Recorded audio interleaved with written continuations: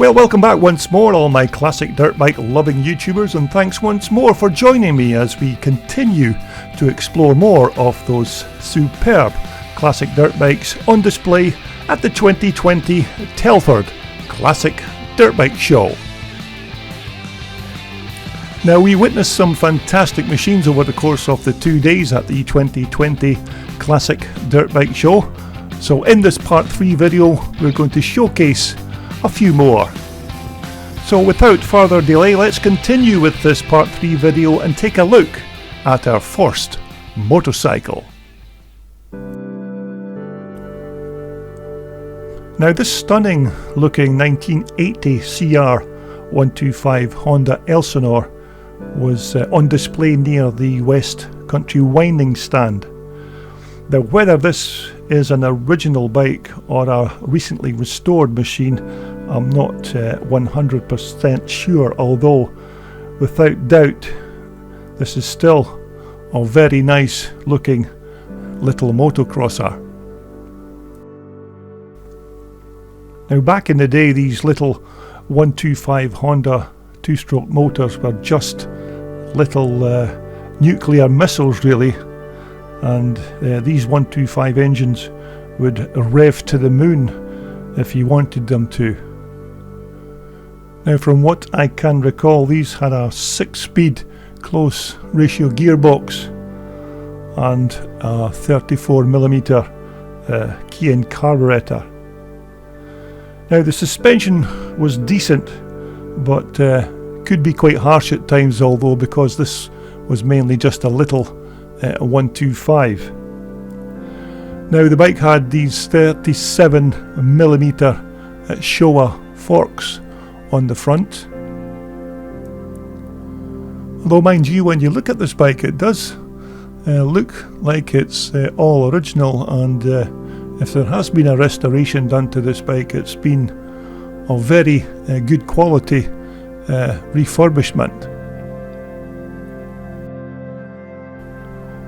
Now, in terms of power output, I think these little 125 Hondas put out about 20 odd horsepower, which was not too shabby for such a little 125 motor.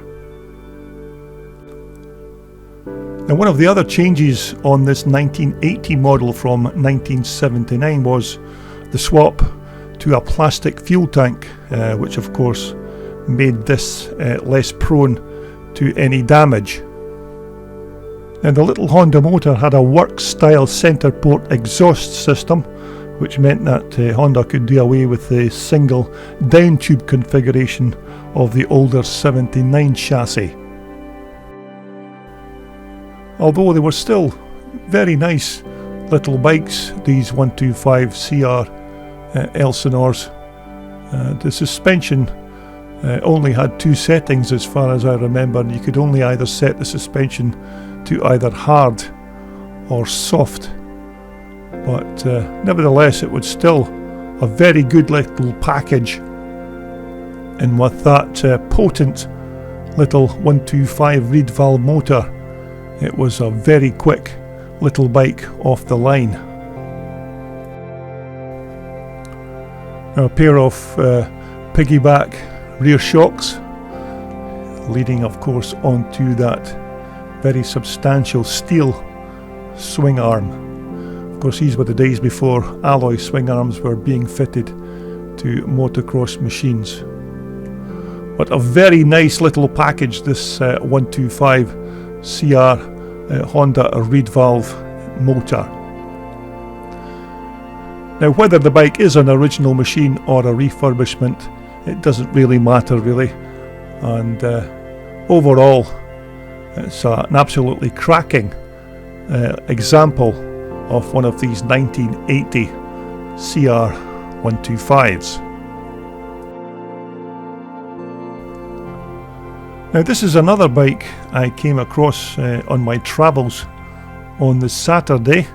Now, it looks like a YZ360 Yamaha, although unfortunately there was no information about the bike at the time I grabbed these pictures. but nevertheless it's still a nice looking little bike. Not entirely sure of the bike's actual year, although it certainly does look like it's around a 1975 machine. But then again, what do I know? As I'm constantly reminded by my more knowledgeable YouTubers.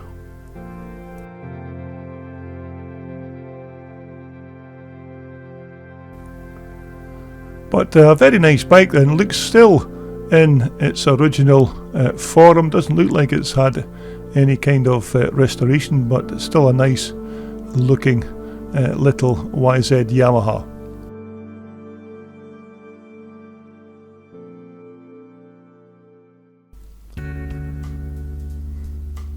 Now, parked up quite close to that YZ Yamaha was this 1987 KTM 350. Now, this was another old classic which was actually being advertised for sale by the seller for nearly £6,000. Well, it was actually £5,995 to be precise.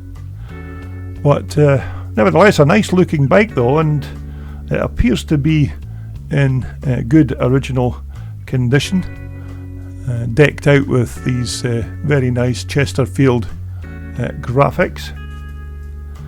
Although I'm not sure if a bike of this vintage is really worth the asking price, which I thought was a bit steep, but who am I to comment on the price of any of these old classics?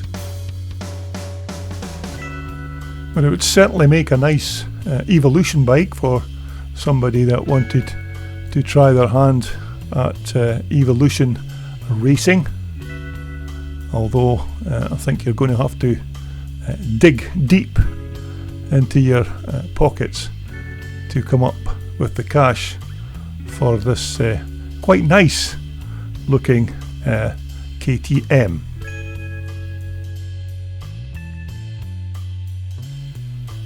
Now, as far as rare bikes go at the show, this was another very rare machine, and certainly not a bike that you see regularly at classic or vintage race events. Now, the bike is of course a 1974 Aspes or Aspes Hoppy 125. Now, this bike of course is Italian made, and Aspes made these little bikes for a very short period of time in Italy. Now, the Aspes motorcycle company was formed in Gallarate near Milan in Italy in 1955 by the Sorrentino brothers, who started initially making bicycles. Now, one of Aspes' 1977 125 machines actually won the Italian championships in that year. But in 1961 they began making mopeds powered by a Minarelli motor, although their first off-road racer was the Cross T, which they manufactured in 1967.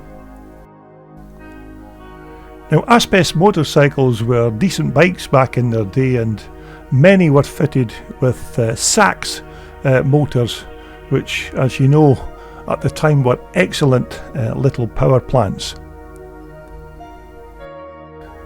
And as you can see, this Hoppy 125 model had a very radical looking exhaust system. Not exactly round, but more of a sort of flat configuration. Certainly has a bit of Italian styling about it. Now, as far as I'm aware, this is an original machine from that period. It's not undergone any restoration that I know of. But one of the more intriguing innovations of this bike's engine is that the gear change shaft runs straight through the rear of the motor, so you can then fit the gear shifter onto whichever side you see fit. which in my opinion is a fantastic idea, and I can't understand why many other manufacturers have never went down that route.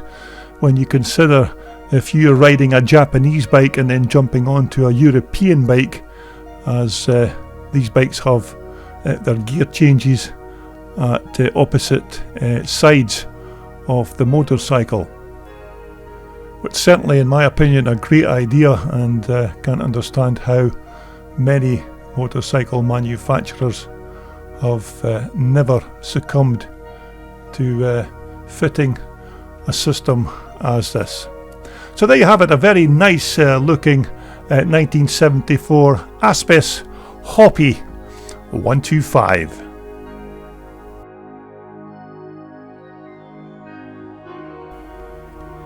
Also at the show, the SWM Owners Club had a few bikes on display at the Telford event, and these SWMs, or to give them their proper title, Speedy Working Motors. Now these were some nice examples of this Italian based manufacturer. And these bikes of course are enduro versions, and all fitted with that very reliable Austrian made Rotax 2-stroke motor. Now they were excellent bikes, these SWMs, and they're not a bike that you see at classic or vintage race events, certainly around the UK, but it would be nice to see a few more of these old SWMs take to the track.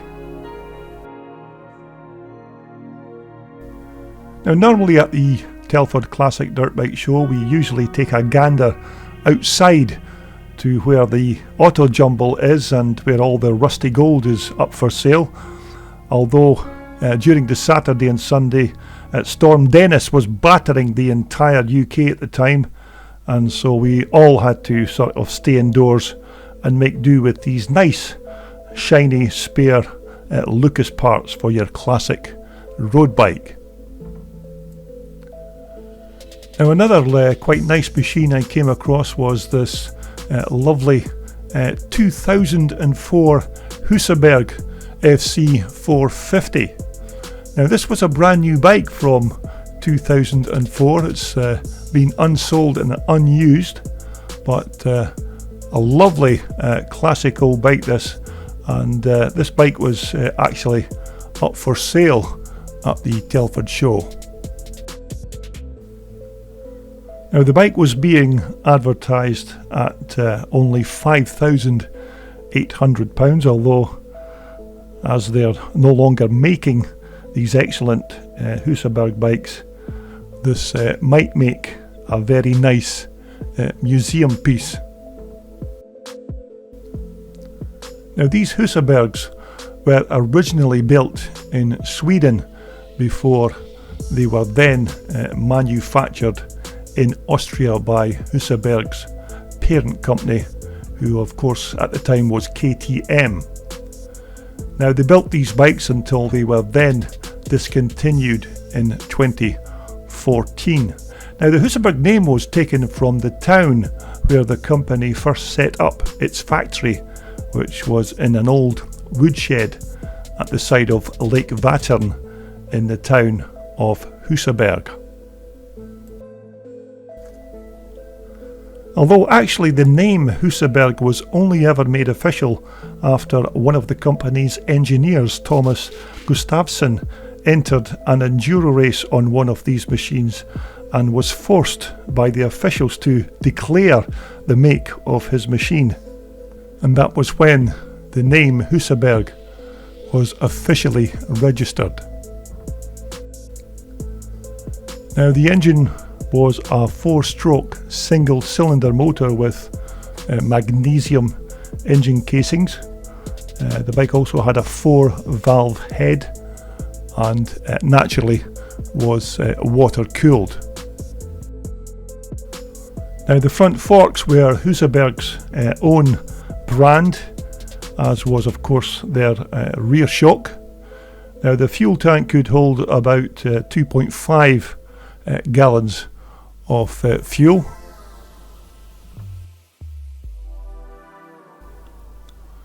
Although as aesthetic looks go, these were cracking looking machines, and they were very quick.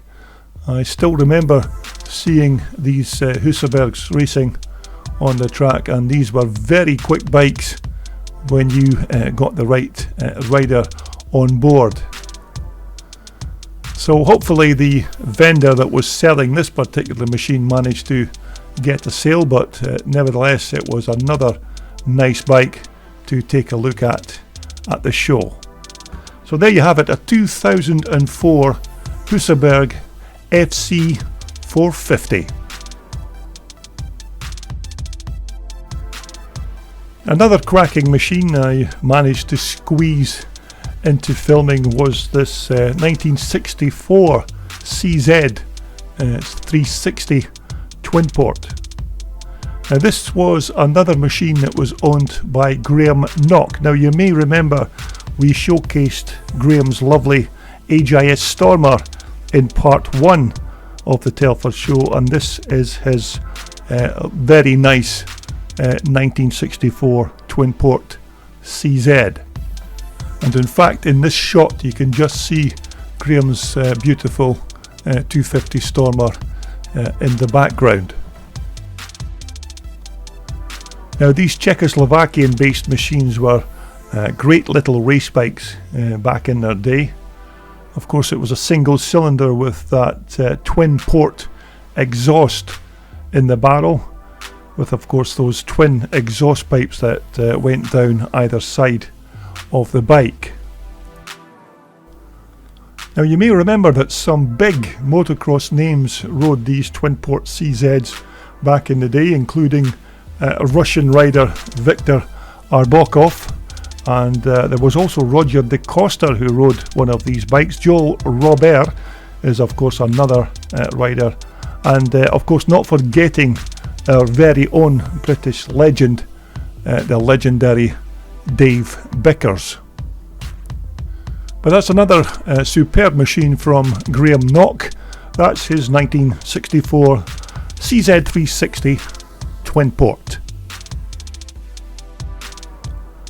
Now I just couldn't help myself but notice that there were a couple of very nice Spanish Bultacos at the show on the Saturday. Now this one is a Mark 11 125, which is an extremely rare machine, and this particular example is in excellent original condition. Now this bike's bigger brothers, the 250 and 370 versions of this machine, are certainly more popular, but it's not every day that you catch a glimpse of one of these smaller 125 machines. Now with regards to the year of this bike, I'm going to stick my neck right out here again and say that I think that this is a 1979 model, although once again I stand to be corrected. But nevertheless a very nice looking and a very rare Mark 11 125 Bultaco Pursang. You certainly do not see many of these bikes on the racetrack at classic and twin shock race events. Now one of the other Bultaco bikes that were on display was this very nice Mark 11 250. Now I'm guessing here once again that it's a 1979 or possibly maybe a 1980 bike, and naturally it's a Mark 11 250. Now for some reason this bike had a signboard that had some reference to motocross legend Harry Everts. Now I knew Harry Everts did ride for Bultaco back in the day. Now whether this is one of Harry Everts' machines I'm not entirely sure, but I can only ever remember Harry Everts when he won the World Championship in 1975, which of course he was riding a Puch 250 at the time. Although despite that piece of history, this is still a very nice looking old Bultaco 250.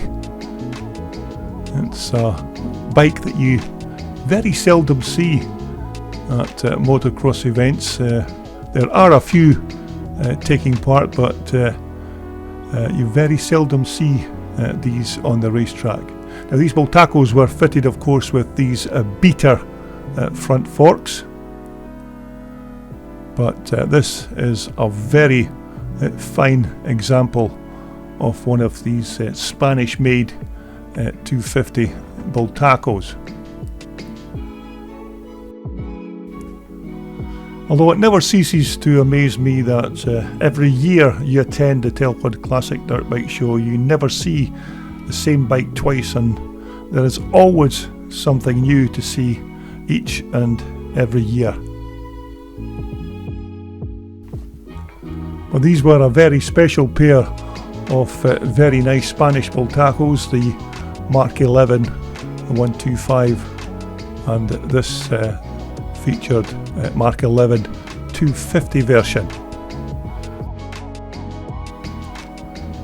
As I mentioned, back in the day these were very popular bikes and very quick machines, although certainly not the bike of choice for classic or twin shock racers these days when you attend classic and twin shock race events, and it's a shame that we don't see many more of these Spanish Bultacos taking to the track.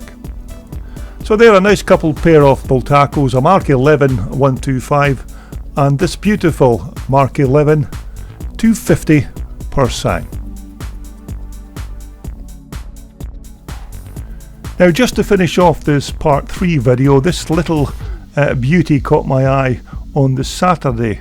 Now, okay, it's not an off-roader by any means, but it was such a nice looking little machine, I just had to include it in this video clip. Now, it's a 1952.125cc road racer with a very unique and extremely rare rotary disc valve induction system.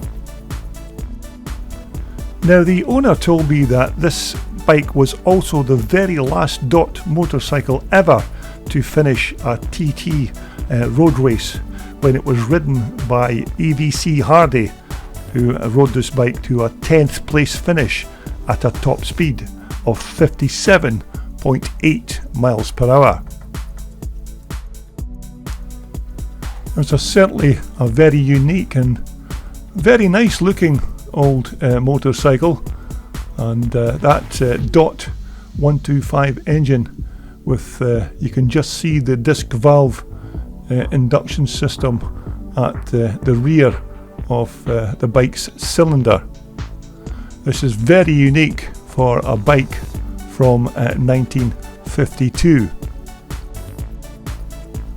And of course, many of the Japanese manufacturers, including Yamaha, went on to use a version of this disc valve induction system on some of their road bikes in the early 1970s.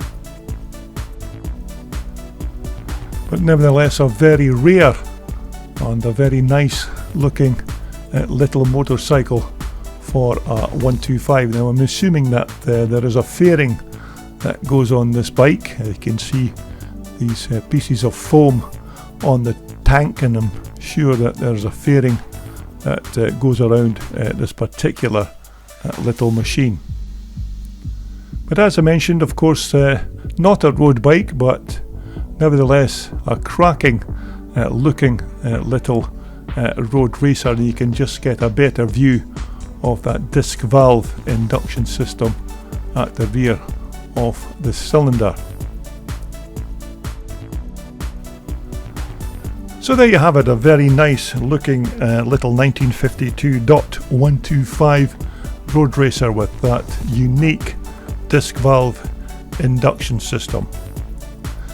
So I hope you've enjoyed this latest collection of machines from the 2020 Telford Classic Dirt Bike Show, and don't forget there are still a final selection to come in the final part 4 video. Now in part 4 we will be showcasing some very nice Montesas, a fantastic collection of British made Sprite GT motorcycles, and a very special Works prototype Michael 250. So please continue to subscribe to my channel to see the last and final selection of old dirt off-road racers from the superb Telford Classic Dirt Bike Show.